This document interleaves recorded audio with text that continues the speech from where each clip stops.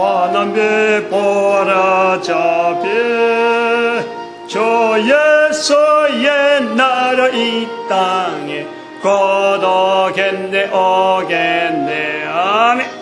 고난길 헤치고 찾아온 길 많은 백성을 구한 길 모두 나와서 믿어라. 온 세상이 마침내 이 진리에 살겠네.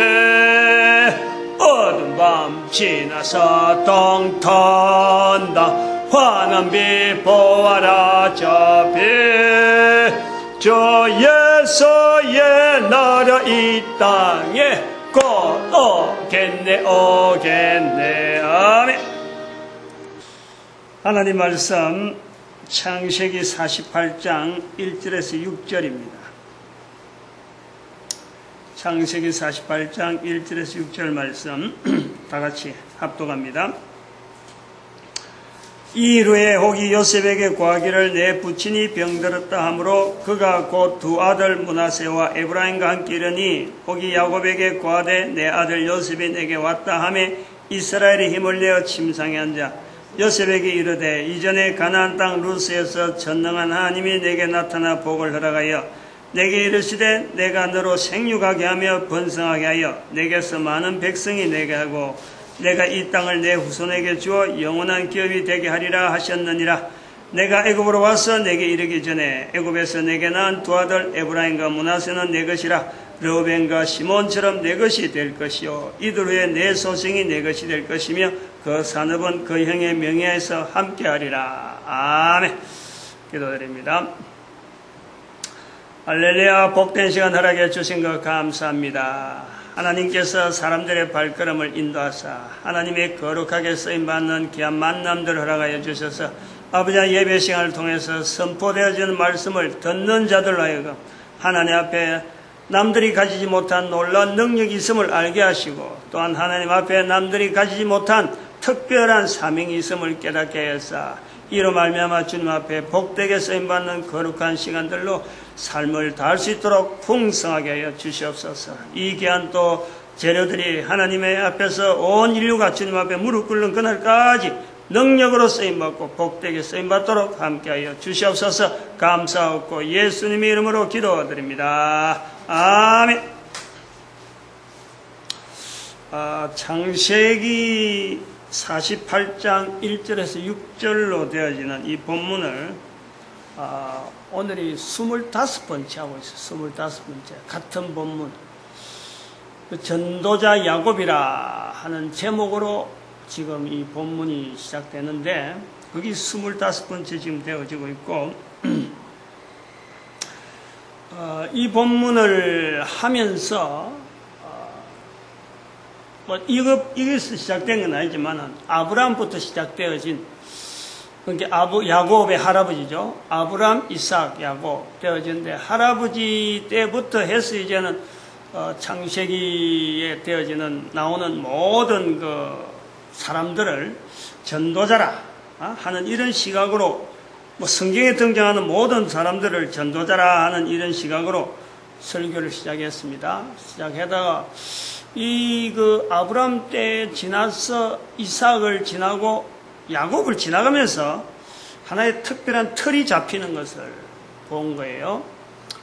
인류의 시대, 특별히 성경 시대를 참 여러 가지 범위를 가지고 이거를 자를 수가 있는데 아브라함부터 다윗까지를 한 시대로 볼락을 하고 그 다음에 다윗에부터 성경이 끝나는 바울까지를 또 한 시대로 묶어 성경이 끝나고 2012년 그 작년이죠.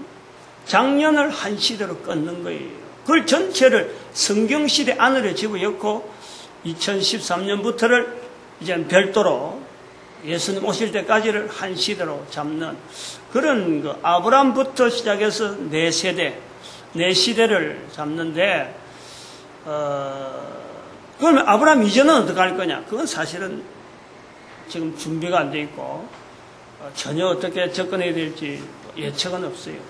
이제 이렇게 잡게 되어지는 하나의 근거가 지금 본문을 하면서 창세기 48장 1절에서 6절 사이에 이 말씀을 하면서 이제는 전도자 야곱이라 하는 제목을 가지고 이제 전도자 아브라함부터 시작해서 다윗까지를 어떤 시대로 부를 거냐, 언땅 언약자 하는 그 이름으로 그 시대를 부르는 거예요. 언땅 언약자.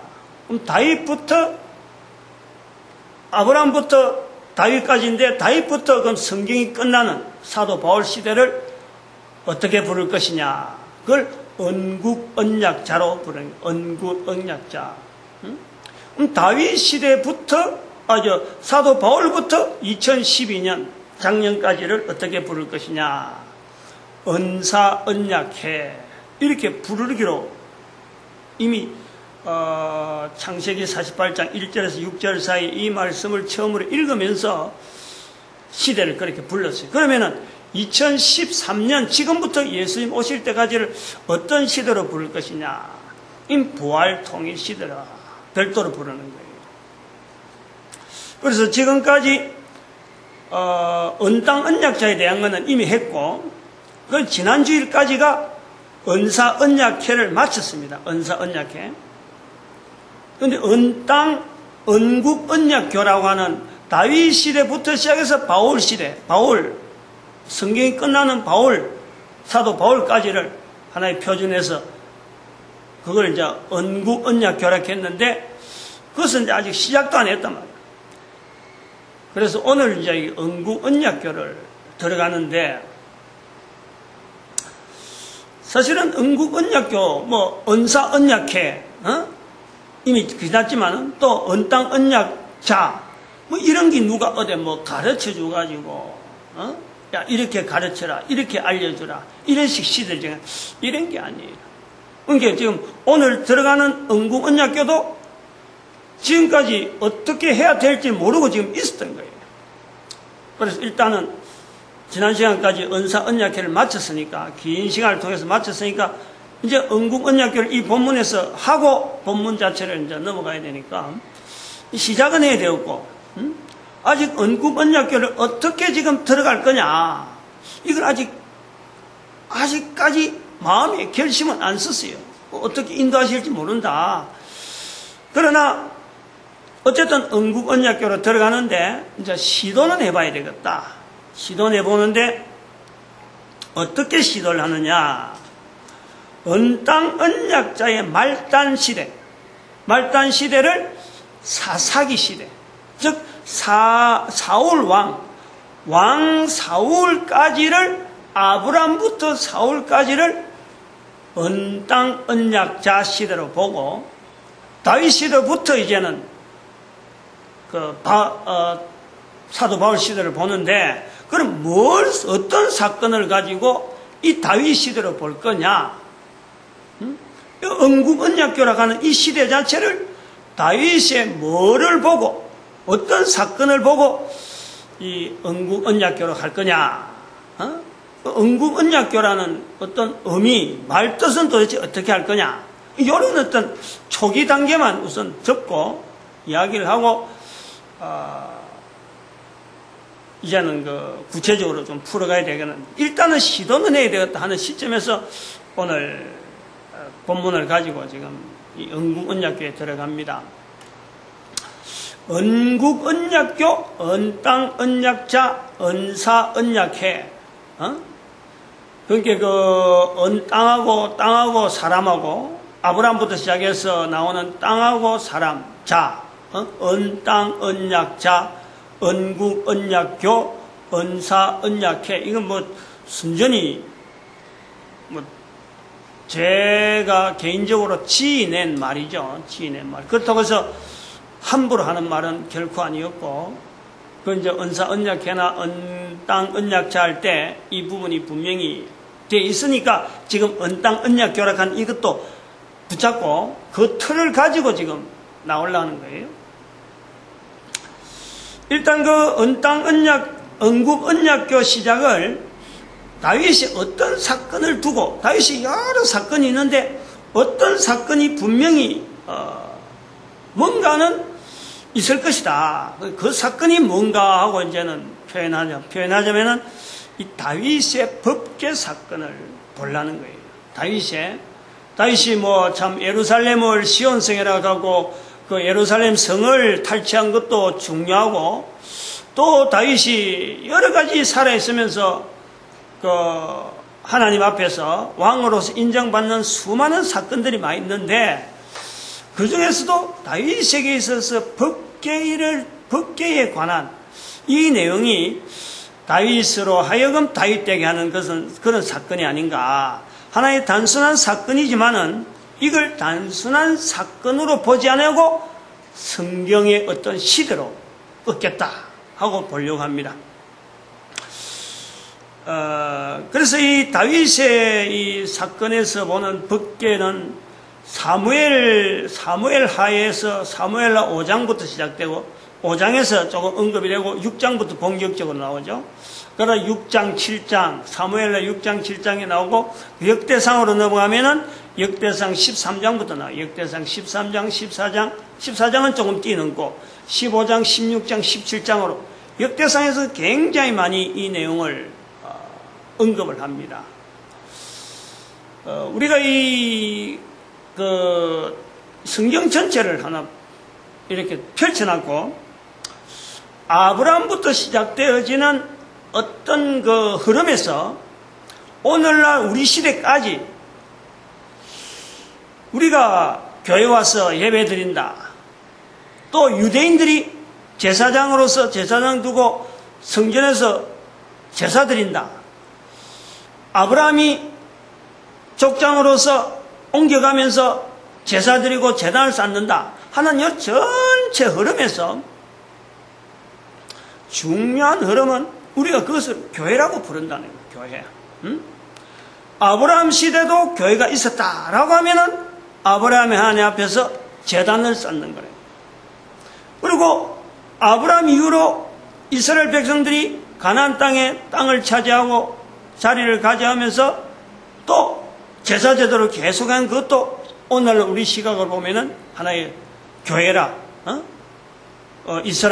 이스라엘의 나라 구조 속에서 제사 드리는 그 형태를 통해서 성전 중심의 교회다. 이는 성전교회라고 부르는 거예요.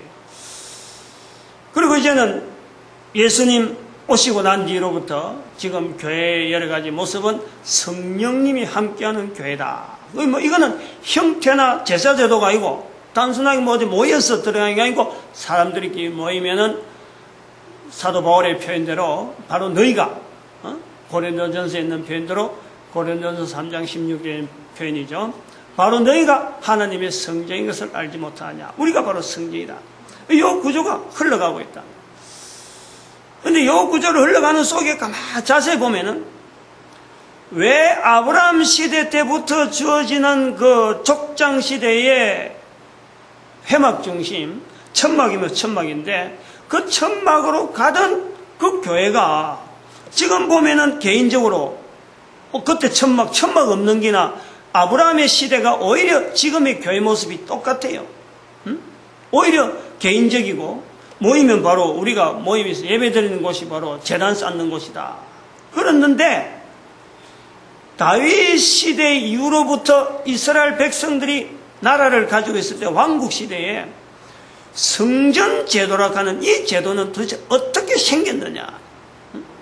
어떻게 성전 제도가 아브라함 시대와 지금까지 이어지는 사도 바울 이후로 오늘날 교회까지 이어지는 회막 제도가 오히려 더 훨씬 더 오늘 우리 교회에 훨씬 더 가까운데 이스라엘 나라의 이 성전 제도가 유지가 됐을까? 어떻게 해서 그 자리에 들어갔겠냐 말이야.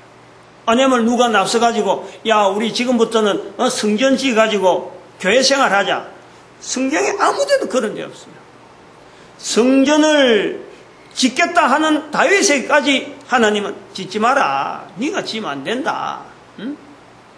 너는 피를 말리 흘린 사람이니까 너는 지으면 안 된다.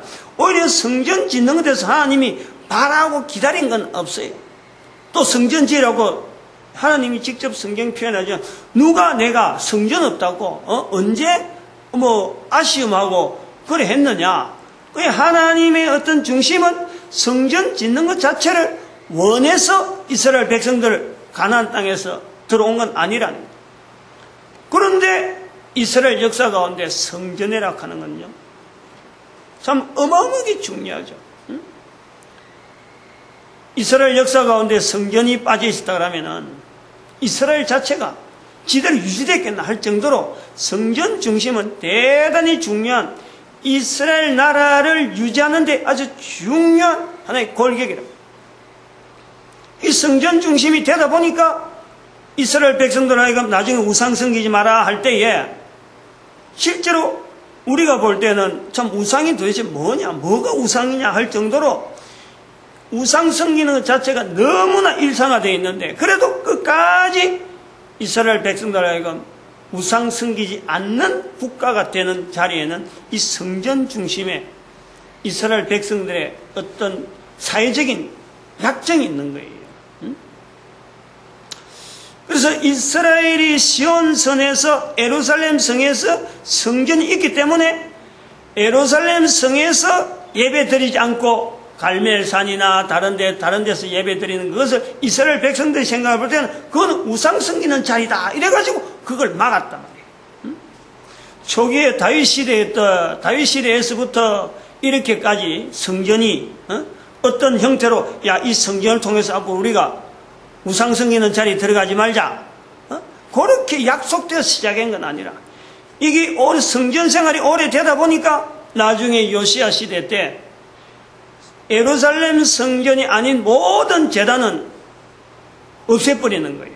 그래서 그걸 가지고 이젠 종교개혁이라, 요시야의 종교개혁을 할 정도로 이스라엘 백성들의 우상 섬기는 그 기준을 예루살렘에 와서 예배 드리는 거냐, 다른 데서 예배 드리냐, 요 기준까지 생길 정도로 이 성전이라 하는 기준이 대단히 중요한 이스라엘 백성들의 그 신앙 유지에 아주 중요한 어떤 근간을 가지고 있는데, 이런 그 성전의 자리가 잡히는 데에는 다윗의 어떤 삶과 다윗이 하나님 앞에 가졌던 그 중심 자체를 벗어날 수 없는 거예요.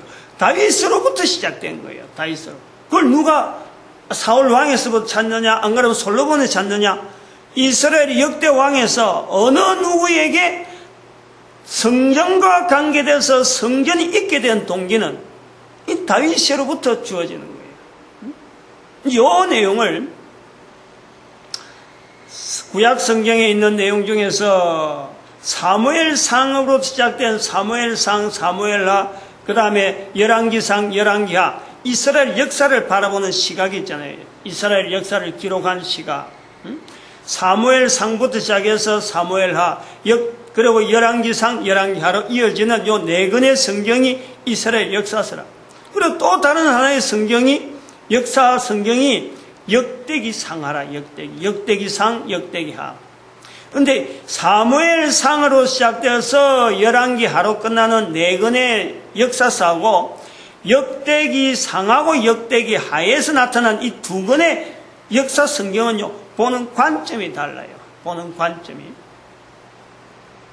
그 보는 관점이 다른데, 사무엘상에서 시작되는, 그리고 열왕기하로 끝나는 네 권의 성경에서의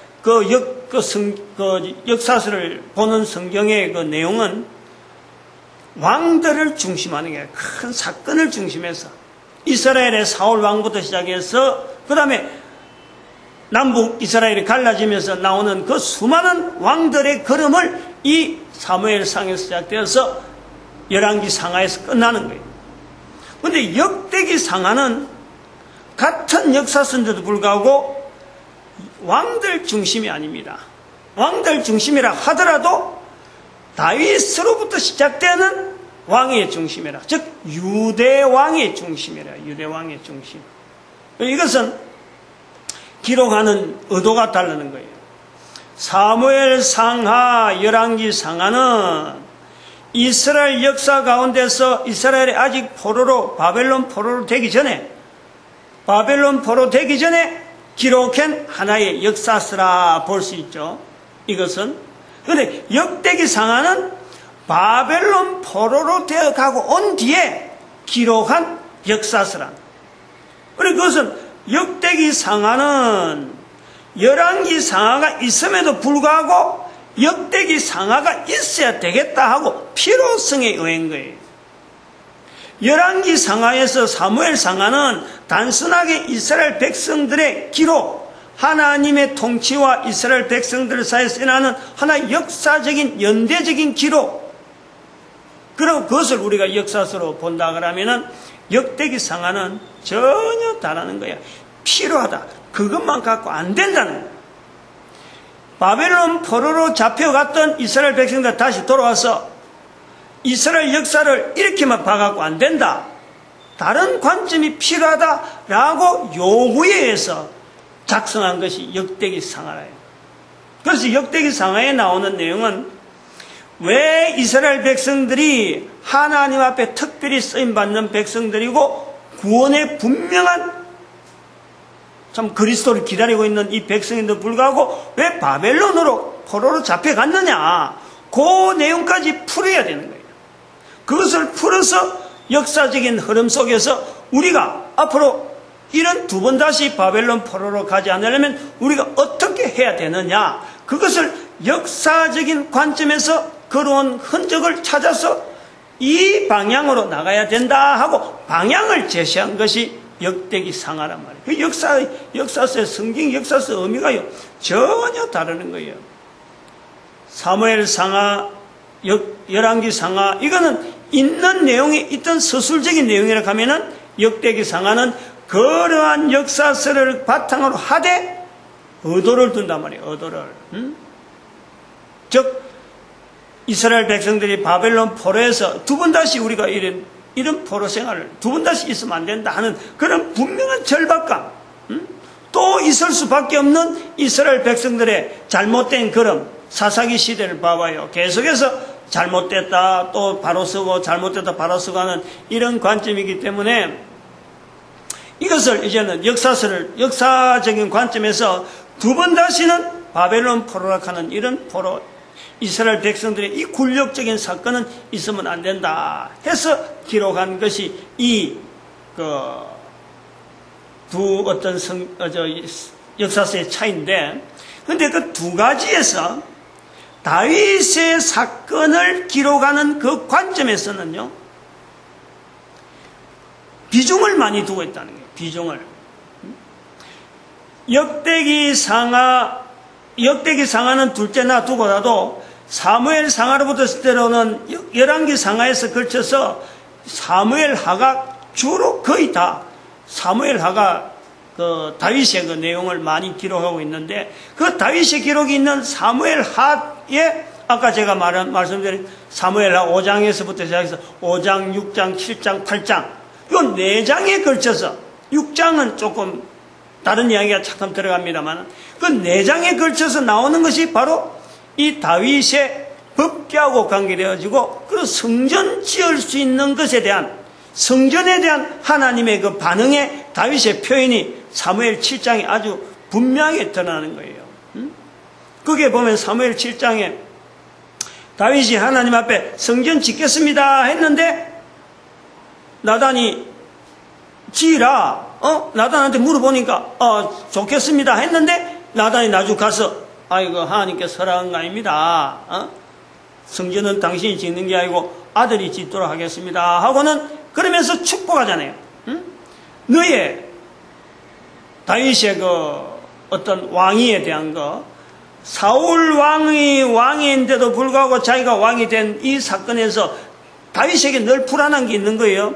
나도 언젠가는 누군가가 다른 사람이 이스라엘 왕이 되면은 사울 왕처럼 결국에는 이 왕에서 쫓겨나고 누가 왕이 될지 모르는 또 다른 왕이 생길 것이 하는 건 불안감이 있는데, 이 나단이 와서 하는 이야기가 네가 성전을 짓겠다 하는 그 마음이 있는 것이 좋다. 그래서 축복하기를 왕이 자리가 영원히 계속될 것이다. 네 위가, 왕이 되는 내 위가 영원하리라. 요 이야기를 축복을 받잖아요. 한 일은 아무것도 없잖아요. 말만 가지고 성전 짓겠다. 나단이 가다가 돌아와가지고 성전 짓겠다 말행 그거 하는 말이 했는데 하나님은 그에 대한 보상을 왕이 되는 이 자리를 영원히 이어주게 하겠다 하는 그 보상으로 돌아오니까 다윗이 얼마나 감격했어요. 그것이 사무엘하 7장에 나타나잖아요. 저는 늘 그 부분을 아주 참 연상을 두고 많이 있는데 다윗이 거기에 성전에 들어갔는데 성전에 들어갔다 하는 표현 뒤에요. 앉아서 기도한다. 앉았어. 응? 앉았어요. 지금 이 철퍼덕 주저앉는 성전은요. 우리가 이렇게 지금 철퍼덕 주저앉아 있잖아요. 성전은 철퍼덕 주저앉는 자리가 아니에요. 거기는. 우리가 잘못 생각하는 거예요. 거기에는 제사장이 항상 왕래를 해야 돼요. 왕래를. 철퍼덕 주저앉으면 죽는 줄 알아요. 거기는. 소리가 안 나면 죽어 있는 거예요. 계속 움직여서 소리가 나야 되는 거예요. 안 그러면은 이 성전의 자리가 지금 그 제사의 그 짐승들 죽이는 그런 어떤 제단인지도 모르죠. 사람들이 왕래라는 거예요. 거기는 앉아 있는 곳이 아니에요. 앉았다라는 것은 자기 체면이고 모든 걸 다 일반적인 그 모든 것에 다 손놔버리고 자기의 그 가지고 있는 중심에 있는 참 하나님 앞에 감사하는 그 모습을 나타내는 철푸덕 주저앉아서 뭐 펑펑 우리말로 하면 펑펑 우는 거지. 응? 그걸 하는 말이 그러잖아요. 다윗 왕이 내가 도대체 무엇이 간데 또 나를 하나님께 도대체 어떻게 보길래 나와 내 후손들의 내 이름을 이렇게 존귀하게 하느냐 하고 그것을 하나님에 대해서 표현하는 그 감사의 표현이 있잖아요. 그 표현하는 데에 철푸덕 주저앉았다 이 말이지. 그러니까 성경에 뭐 철푸덕 주저앉았다는 소리가 나지만 표현 안 하는데 앉아서 하는 이 표현이 바로 그런 거예요. 앉아있는 자리가 아닌데 그 주저앉았다는 거예요. 그거는 하나님 앞에 감사할 수 있는 그 중심을 표현한 데서 아마 다리에 힘이 풀렸을 거예요. 어떻게 주체할 줄 모르는 거예요. 그런 중심을 가지고 하나님 앞에 감격합니다. 감격해지는 것이 열왕기상에서 사무엘 하에서 나타나는 그 표현인데, 근데 역대기는요, 상하가 있는데, 역대기는 상 있는 이 전체를 다윗에게 다 하래요. 다윗이 전부 다 다윗이 그래요. 역대기상 9장까지는 족보입니다. 족보. 소위 말하면 바벨론 포로로 잡혀왔던 이스라엘 백성들이 다시는 우리가 이런 예를 범하면 안 된다. 그래가지고 아담부터 시작되어지는 성경에 나오는 모든 족보들이 9장에 다 들어가는 거예요.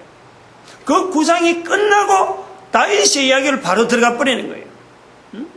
다윗의 이야기 들어가면서 다윗에게 있는 이 성전 관계된 이야기를 아주 집중적으로 거기에 나타나는데, 방금 이야기했던 사무엘하에 기록된 뭐 성전 앉아 철부덕 주저앉아 기도했다 이런 표현, 철부덕 주저앉아 그거는 앉아서 기도한다 이런 표현 없어요. 오히려 다윗이 성전을 어떻게 하나님 앞에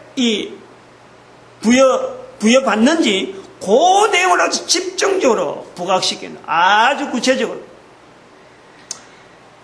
이제 이 내용은 지금 뭘 하냐니까 두 내용에서 사무엘 하나 역대상이나 다윗이 성전과 관계돼서 이렇게 많은 포션을 통해서 여러 가지 그 내용을 다윗이 있는 내용 중에서 성전에 중심되어 관여해서 다윗이 그것도 성전을 지은 건 아니잖아요. 나중에 솔로몬에서 성전 짓는데 전혀 성전은 짓지 않았는데 다윗으로 하여금 성전 짓는 내용을 이스라엘 역사서 두 종류의 역사서 이렇게 광범위하게 표현했다는 것은 뭘 말하느냐?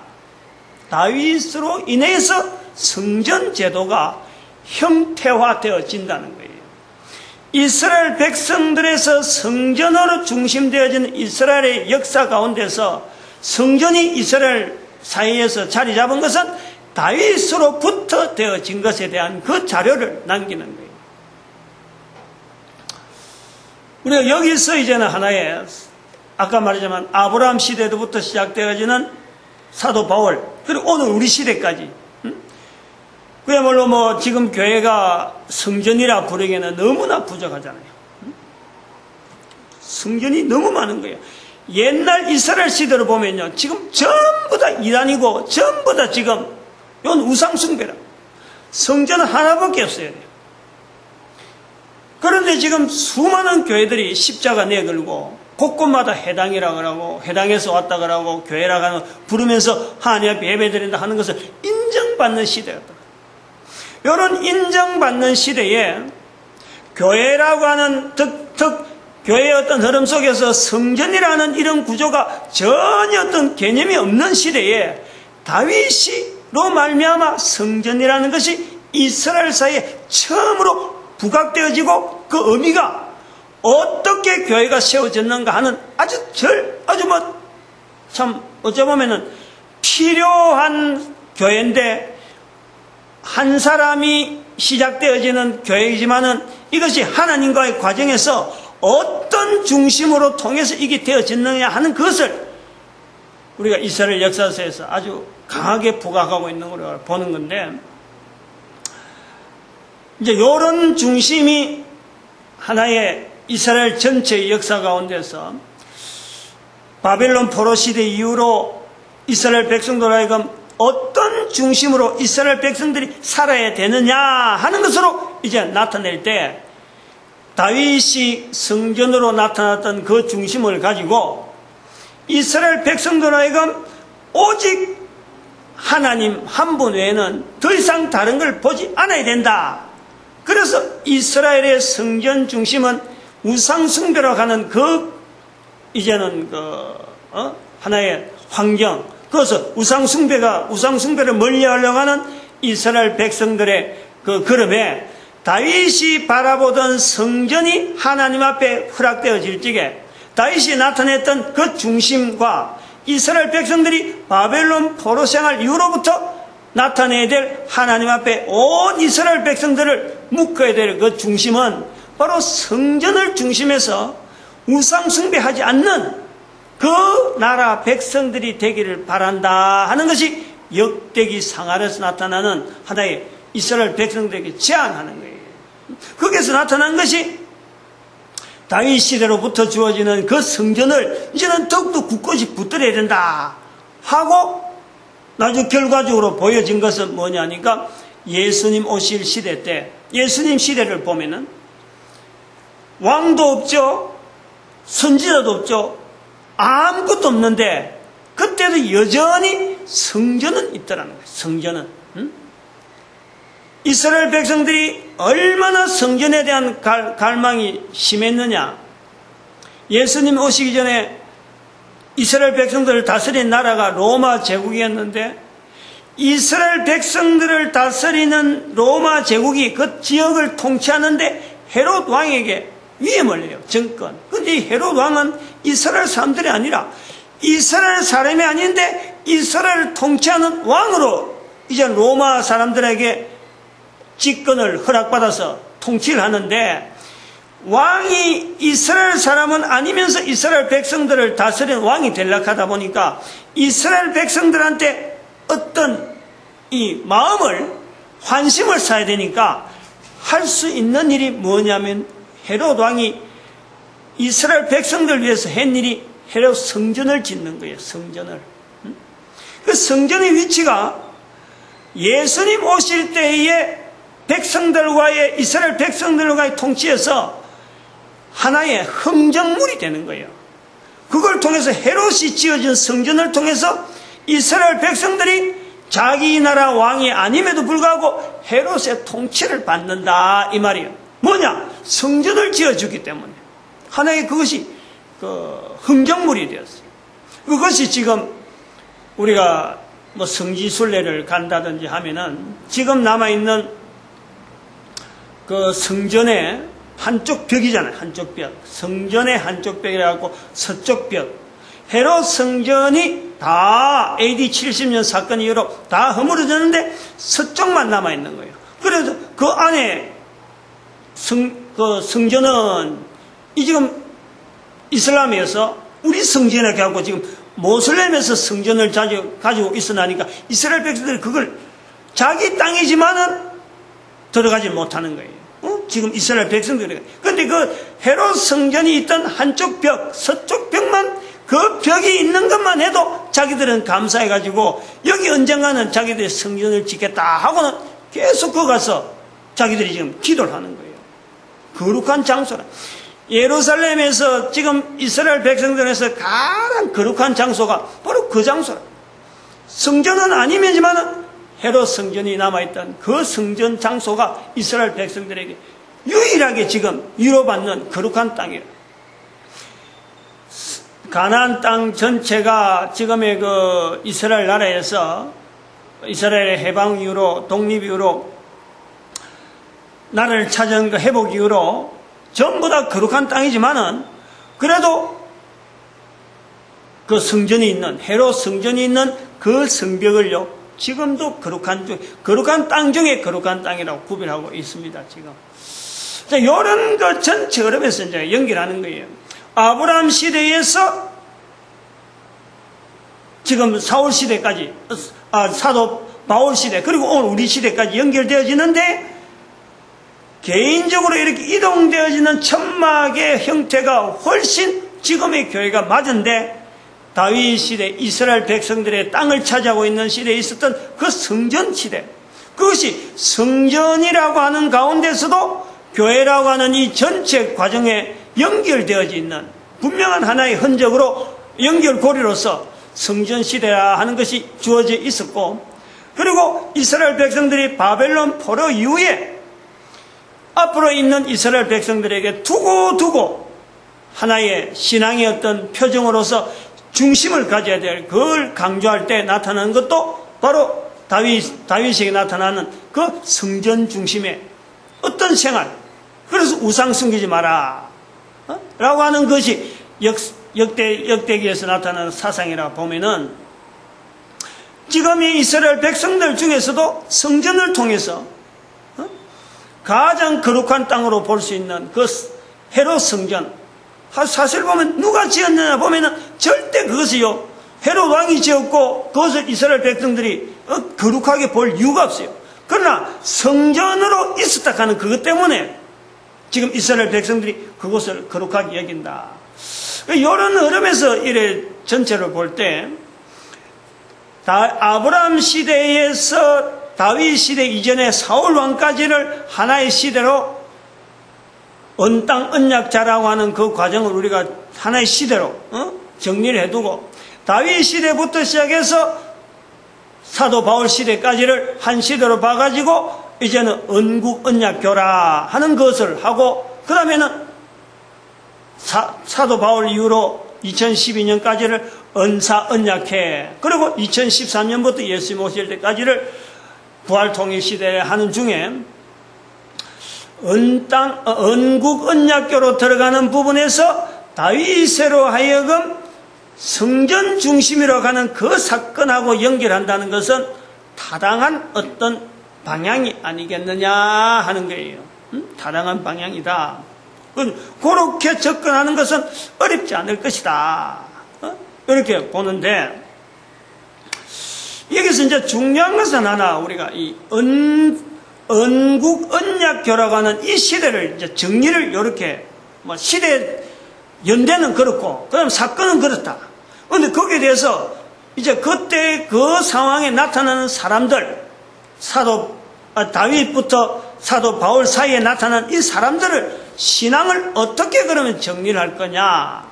그때에 나타나는 사람들은 언국 언약교에 맞는 신앙에 잣들어 가지고 우리가 검증을 해보는 거고 언땅 언약자라고 나타난 그 시대에 나타난 사람은 그 신앙을 바라보는 땅에 대한 신앙 그걸 우리가 보고 언사 언약회는 지난번에 말씀했지만 1945년에 이스라엘 회복이라는 그 사건 자체를 교회가 해석하는 그 해석을 통해서 시대를 성경 속으로 집어넣는 그거를 보겠다.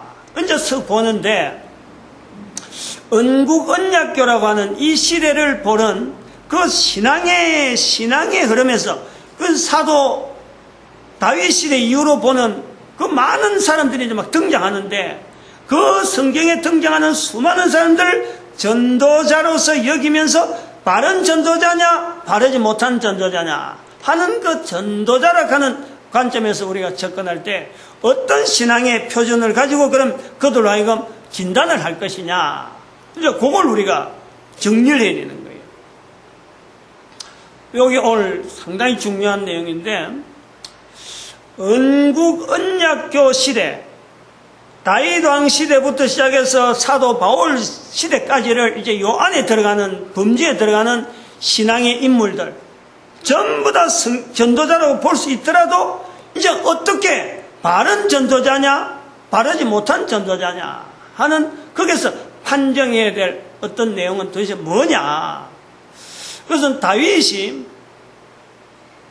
성전이라고 하는 이 내용과 관계되어서 어떻게 접근해서 이 성전이라고 하는 내용이 다윗으로부터 주어지는 어마어마한 하나의 사건이 되었는가, 요것을 받아들인 다윗의 자세, 요걸 하나 보는 거예요. 뭐냐면은 다윗이 성전 사건이 되기 전에 사무엘라 5장 12절 성경을 찾아봐도 됩니다. 사무엘라 5장 12절에 아직 성전 이야기가 나오기 전입니다. 이제 성전이 나오기 전인데 다윗이 자기를 통해서 자기 스스로를 표현하는 거예요.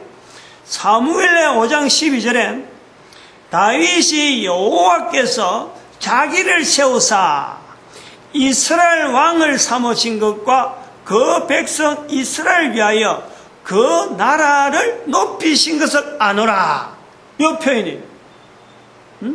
5장 12절 사무엘라 5장 12절에 다윗 스스로가 생각하는 거예요. 다윗이 여호와께서 자기를 세웠다는 거예요.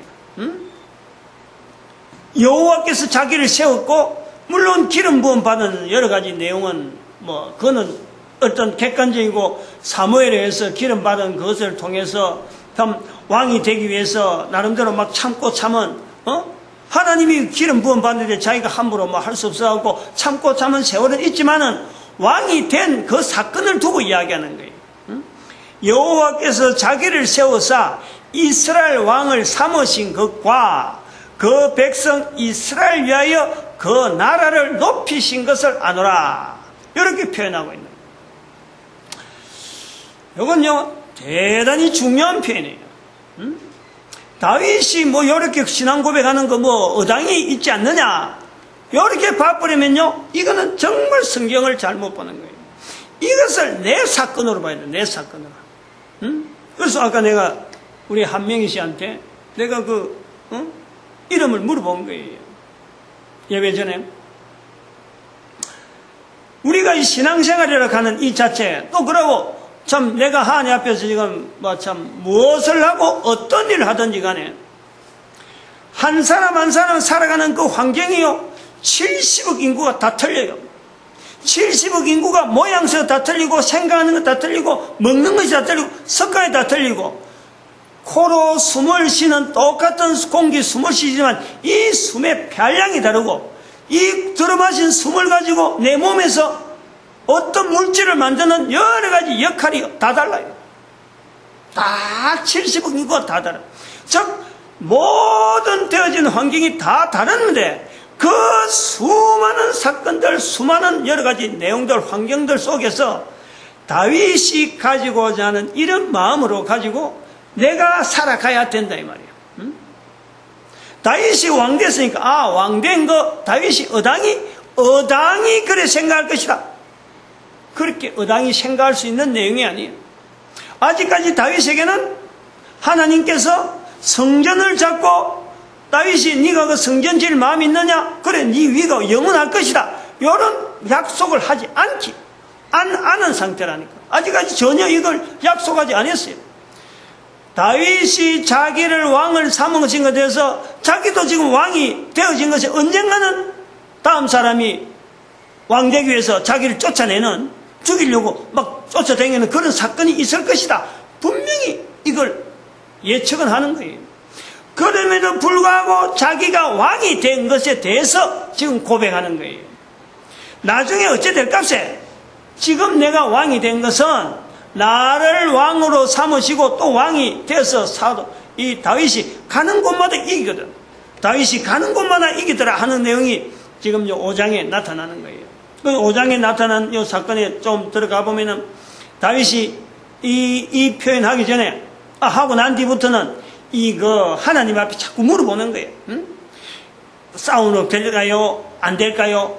그제도 막 전쟁을 해놔놓고도 싸워놓고도 요 기록 읽고 난 뒤부터 하나님에 자꾸 물어보는 거예요. 그 뽕나무에서 소리가 나면 가라, 소리 나지 않으면 가라. 이렇게 그 지시하는 내용이 아주 구체적인 부분에 이 다윗이 접근하는데, 그런 표현 하기 전에 그런 표현이 나오는 상태를 지금 이야기하고 있는 거예요. 자기를 왕을 삼으셨다. 자기를 왕을 삼았다. 자기도 앞에 왕된 사울 왕을 쫓아내고 지금 사울 왕들에 있는 건족들을 다 지금 물리치고 왕이 되어 있는데, 그렇게 왕된 것에 대해서 내가 힘이 있다든지 내 능력으로 되었다든지 내가 어쩔 수 없이 내가 기름 부음 받았으니까 내 이 길로 가는 게 되지 않느냐 하고 어떤 참 어쩔 수 없이 되어지는 그 상황에 밀린, 그러면서 받아 누리는 정도가 아니고 자기 자신에 대한 걸음에 대해서 하나님이 세웠다는, 하나님이 세웠고 하나님이 지금 이 자리에 왔고 이 자리에 보내줬고 하나님이 나를 만나게 했고 하나님이 지금 인도하고 계신다 하는 이 철저한 고백, 그리고 자기를 왕이 세우고 그 자리에 있는 것 자체를 가지고 그냥 자기가 누리는 것이 아니고 내가 누리기 위해서, 내가 어떤 영광을 위해서 이 자리에 있는 것이 아니라 이스라엘 나라를 높이는 거예요. 백성들의 안녕을 위해서. 5장 사무엘 5장 12절에 다윗이 여호와께서 자기를 세워서 이스라엘 왕을 삼으신 것과 그 백성 이스라엘 위하여, 백성들을 위해서 자기가 지금 있는 거지, 자기의 영광, 내를 왕을 세워서 앞에 있던 사울 왕은 그랬잖아요. 자기가 왕이 안 된다 그러니까 오히려 다윗을 죽이려고 그런 거예요. 그리고 자기가 왕된 걸 가지고 아들을 요나단에게 넘겨주려고 사울을 다윗을 죽이려고 했단 말이에요.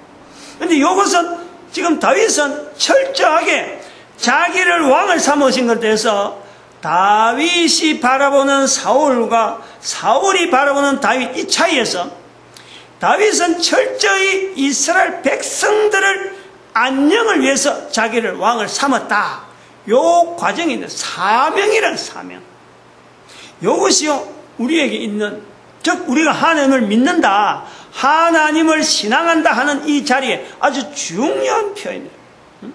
살아가면서 내가 만나는, 또 내가 가야 될 환경, 내한테 주어진 우리 가족들 여러 가지 상황, 오늘 우리 참 평소에 안 오던 발걸음으로 여기 와셔가지고 이런 이야기를 어디 다른 데서 들어볼 수가 없는 거예요. 여기서 내 혼자 지금 하는 거니까. 자료 남기려고 지금 이 자료를, 내가 죽더라도 이거는 앞으로 알려져야 될 tes는 자료를 남기려고 지금 하는데, 이 말씀을 듣는다. 벌써 여기서 내가 어떤 관계성을 찾는, 왜 내가 여기 왔으며, 내가 이 말씀을 들어야 되며, 이 말씀 듣기 전하고 듣고 난 뒤에는 내가 도대체 어떤 사람인가, 여기에 대해서 내가 고민을 하는 시간이란 말이에요. 고민을. 다윗에게는 바로 이것이 있다는 거예요. 자기가 왕된 것에 대해서, 내가 왜 왕돼? 앞에 사울 왕도 왕이 됐으니까 그 전례에 따라서 그냥 살면 되는 거예요. 그러나 다윗은 이것에서 고민을 하면서 내가 왜 왕이 돼야 되냐? 그거에 대해서 자기의 어떤 즐거움이나 자기의 어떤 능력으로 이걸 누리지 아니하고 이스라엘 백성이라고 하는 사명을 염두에 두더라는 거예요. 이 내용을 듣고 있는 사람이라든지 이 땅에서 적어도 하나님을 믿는다 하는 이런 고백을 하는 사람이 되려면요, 다윗이 이 고백이 반드시 누구에게든지 다 이게 나와야 돼요. 하나님께서 우리에게 생명 주셨는데 어느 생명 하나라도 하나님은 그냥 되는 대로 살다가 오느라 그렇게 우리에게 생명 주시지 않아요. 한 생명 한 생명마다 다 고귀하게 어마어마한 사명이 우리에게 능력이 있는 거예요. 그 사명을 완수해야 될 능력이 있다니까. 그런데 그 어마어마한 사명이 있음에도 불구하고 하나님으로부터 주어진 이 땅에서 코를 숨으며 사는 이런 것에서 한마디 생각도 안 하고 아무 생각도 없이 그냥 덤벙덤벙 살아가는 우리의 모습이 있는 거예요. 이게 우리 언국 언약교로 들어가면서 요 다윗의 자세를 가지고 다윗 시대로부터 시작되어지는 다윗 이후로부터 지어지는 이 언국 언약교에 나타나는 수많은 사람들 이제 점검을 하겠다라는 거예요. 이 내용을 가지고 이제 예화를 잠깐 이야기하고 정리를 할 거예요. 예화 두 편을 준비했는데 정말 참 이런 예화를 목사가 말을 해서 되겠네 할 정도로 참 사건이라서 제가 좀 예화를 이 본문에 올려서 나타내려는 거예요. 어저께 그 아들한테서 그 손녀 지금 자라고 있다 하는 것을 문자가 왔어요. 카톡으로 왔더라고. 그래서 그걸 카톡을 보는데 목사님 부부가 내가 아는 목사가 있거든. 두 사람이 다 부부인데 두 사람 다 목사라. 그래서 잘 아는 사람이라서 그것도 카톡이 올라와 있더라고.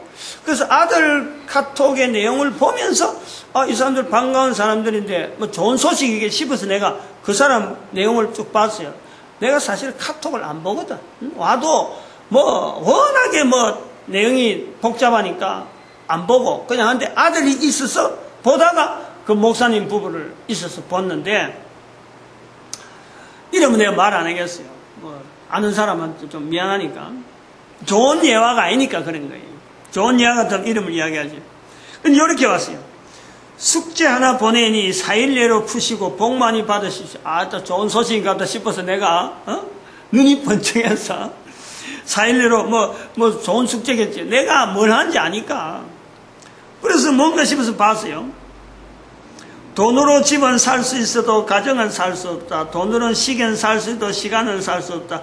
침대는 살 수 있어도 잠은 못 산다. 책은 살 수 지식 못 산다. 이래가지고 쭉 적어놨더라고. 좋은 말을 했구나. 여기까지는 됐어. 이래갖고 뭐 의사, 건강, 직위, 존경, 피, 생명, 관계, 사랑 이래갖고 뭐 돈으로 살 수 있고 돈으로 못 산다 이런 걸 갖고 해놓은 거예요. 근데 그 뒤가 문제라. 제가 일부러 적어왔어요. 쭉 적어놨었거든요. 이 속담은 행운을 가져다 주며 네덜란드에서 유래가 되었다. 이 속담은 지구를 10번 돌았으며 이제 당신이 이것을 받았으니 당신이 행운을 가질 차례다. 이 메시지는 유머가 아니다. 이 메시지를 정말 행운이 필요한 사람에게 보내시오. 4일 안에 보내시오. 그래갖고 뭐 예화를 해놨어요. 어떤 콘스탄티는 뭐 9,900만 달러 복권에 당첨되고 카를로스는 직장을 잃었다가 부자가 되고 브룬드라는 사람은 아들이 아팠다가 나았고 메이라는 사람은 뭐 시험지 평균이 94점이고 얘를 쭉 해놨는 거예요. 그리고 또 해놓은 것이 당신은 만일 4일 이내에 메시지 20개를 보내야 된다. 당신이 만약 메시지 적힌 대로 이 메시지를 20통 보냈다면은 당신의 행운은 이 메시지를 받는 순간부터 4일 이내에 올 것이다. 그래서 중간에 또 많이 있어. 이제 생략하고 돈 드는 것 아니니까 잠깐 해보시길 행운을 빌며 열어나는 거예요. 내가 이걸 보면서 길어요. 답을 하기를 그랬어요. 내가 별 볼 일 없는 미신 나부랭이 만들지 말고 목사답게 다른 사람들 입에서 마태복음 10장 31절에 입이 되도록 해라. 내가 보내놨어. 이거는 절교 썼느니라. 그 목사 부부가 나를 아니까 이 답을 보면은 내가 그랬죠. 미신 나부랭이 만들지 말라는 말이야. 두 사람 다 목사잖아. 이런 걸 보내고 앉아갖고 목사를 할 수 있느냐. 내가 그 소리를 내는 거예요. 마태복음 10장 32절 입들이 되게 해라 하고 내가 그래 답해놨어. 어떻게 나를 생각할지 모르겠는데 이제 요거는 열어놔놓고 요래 보여놓고 내가 이제 어제 오후에 이발 간 거 아니에요. 이발 머리 산뜻하잖아 지금. 이발소 갔어요. 어제 따라 사람들이 너무 많아. 책들이 오래된 책들이 여기 기다리면서 발하고 있더라고. 제일 위에 있는 책을 딱 들춰보는데 근데 거기에 이제 하나 내용이 있어요. 이 미신이라는 말을 내가 썼거든. 그 관계되는 표현이 있더라고. 그래서 이제 좀 예화를 하는데 어떤 재벌이 자수성가한 내용을 적어놓은 거예요. 구두를 만들어서 유명한 브랜드에 납품을 했는데 그 유명한 브랜드가 망해버려가지고 자기도 같이 망해버렸는데 그래서 이제 어느 날 길에서 점을 보는 사람을 만났대요.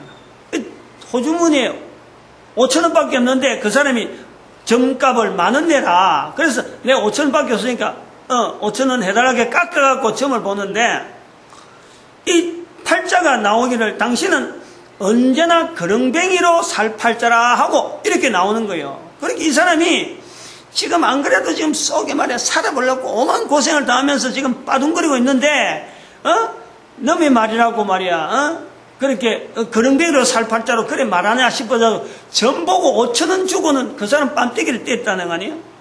그래서 다른 데서 보려고 물어보는데 다른 데서 똑같이 그래 나오는가 싶어서 책에 그래 나오는 거예요. 다른 데 가서 물어보는데 돈이 건 20,000원 달래. 그래서 좋다 일당 벌었어라 내가 한번 보겠다. 점이 똑같이 나온다 하면 내가 할 수 없고 또 다르게 나오면 혹시 다르게 나오면 기대를 가지고 나오면 보는 거야. 그 사람이 5,000원가 해 뺨때기 맞으면서 그랬대. 어디 가도 당신은 그렇게 점괘밖에 안 나온다. 당신은 아주 특별한 사람이 이렇게 나오는 거야. 이렇게 다른 사람 물어보려고 일당을 해갖고 20,000원 받아갖고 갔는데 그 사람한테 똑같이 같은 내용이라. 당신은 어디 가도 물어봐도 이런 점이 또 똑같이 나오는 거야. 그래서 이 사람이 자신 때문에 온 가족들이 고생한다 싶어갖고 자기만 죽으면 될 기다 싶어갖고 연타할 필요 없고 죽으려고 한 거예요. 근데 그날따라 아내가 일찍 들어와 버렸어. 점심 먹고는 들어온 거예요. 출근을 일하러 갔다가. 그러니까 남편이 그 꼴 하고 있으니까 막 깨워가지고는 남편이 뭐 죽으려고 했다 잠만 잔 거지. 도대체 왜 죽으려고 하냐 아내가 물어본 거예요.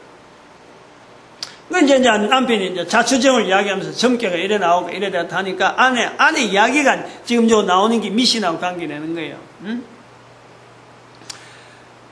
세상에 귀신이 어디 있다고 미신 따위를 믿고 있나? 아내한테 그런 구박을 받은 거예요. 잘 들어봐야 돼요.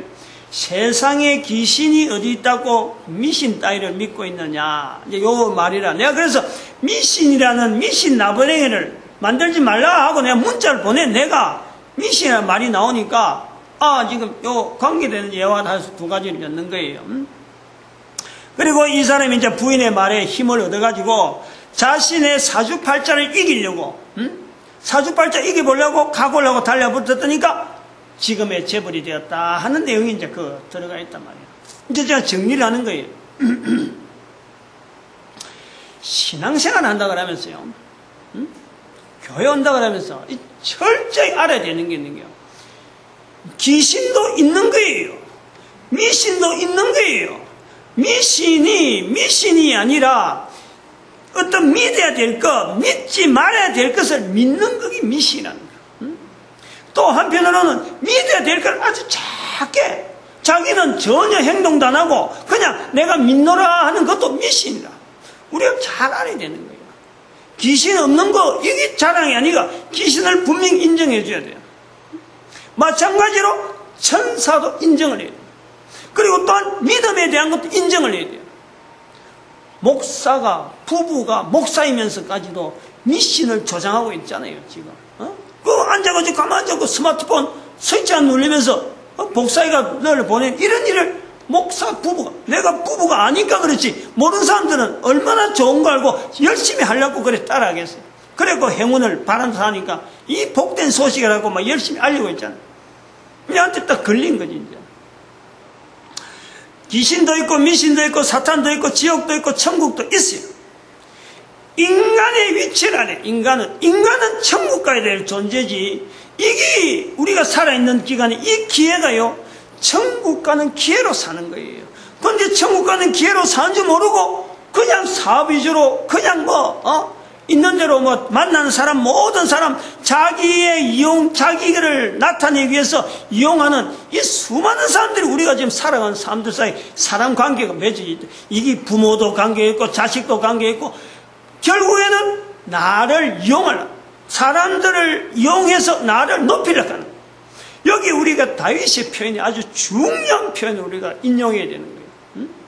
미신이 없다고 미신을 믿지 마라 할 것이 아니라, 귀신이 없다고 귀신을 믿지 마라 할 것이 아니라, 내가 바른 신앙을 보여줘야 된다. 내가 바르게 하나님을 나타내야 된다. 내가 살아간 이유를요, 다른 사람에게 자꾸 알려줘야 돼. 우리가 코로 숨을 쉬는 이게 그냥 우연히 아무 의미 없이 그냥 부모 만나서 생명 주어진 게 절대 아니라, 한 사람 한 사람에게 분명한 살아가야 될 이유는 하나님께 있는 거예요. 내가 결정할 일이 아니라니까.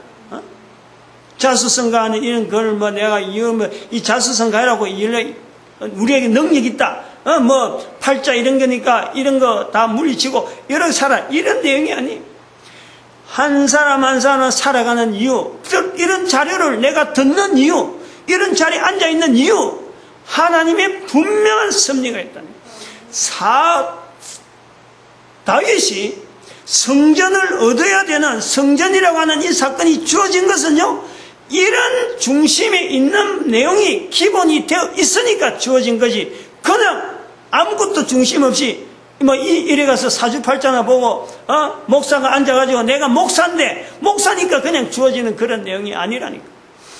중심 자체, 살아가면서 되어지는 모든 일 가운데서 하나님의 인도하심이 도대체 나로 말미암아 어떻게 나타나는가, 중심을 잡는 그 생각의 중심에, 말을 하는 내용에 기준이 분명하니까 하나님께서 성전이라고 하는 어마어마한 사건이 다윗에게 주어진다고 봐야 되는 거예요. 이거는요, 누구나 마찬가지예요. 지금도 마찬가지예요. 어느 시대나 어떤 환경에 있든지 간에, 어느 형편에 있든지 간에 그 사람을 통해서 하나님은 일하시기를, 나타내기를 바라는데, 어떤 일을 주어지더라도 하나님 중심으로, 자기 욕심이 아니고 내 주변에 있는 사람들을 통해서 내가 할 일이 뭐냐, 이것을 고민하는 사람들에게는요, 항상 다윗에게 주어지는 그 복처럼 우리에게 개인에게 받아야 될 그 어마어마한 복이요, 늘 있는 거예요. 어느 시대나 어느 나라나 어느 환경에서나 다 있다니까.